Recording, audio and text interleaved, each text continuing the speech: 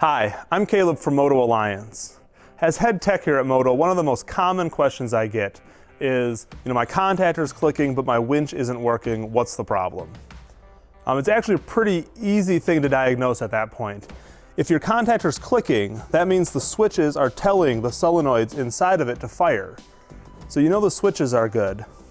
And then the problem is either that, the solenoid is firing up but not connecting, in which case the problem's with the contactor, or the solenoids are firing, they're connecting power across, the contactor's doing great, but that there's a burnt coil or a bad connection inside the winch motor itself.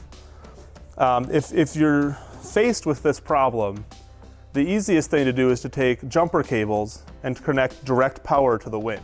All right, so first we're going to connect our ground wire to the bottom here, get a nice clean connection. And second, we're going to attach to this top one. You're just going to tap it the first time or two just to see if you get some spark. Make sure it doesn't have a dead short. Some sparking is okay. You'll find if you just tap it, you get the spark. But if you put a nice firm connection on, it should run. So now that we've tested that, we're actually going to switch this around. I'm going to put the positive on the bottom, and I'll take the negative up here, and now it should run the same, just in the opposite direction. So once again, a little pop, nothing to worry about there. Nice firm connection though, and it's running the opposite direction.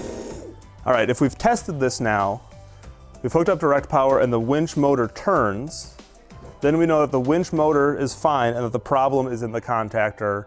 The solenoids are firing up, but they're not connecting. If we hook up the direct power to the motor and it doesn't turn, however, then we can assume that the problem's in the winch motor itself. Like we said, either a burnt coil or a bad connection or a broken brush or something. Both these problems are pretty easy to fix.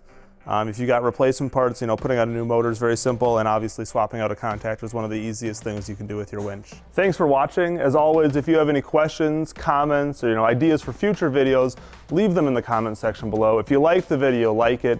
If you want to see more like this, subscribe to us. We'll be trying to turn out a lot of these videos for you guys. Have a nice day.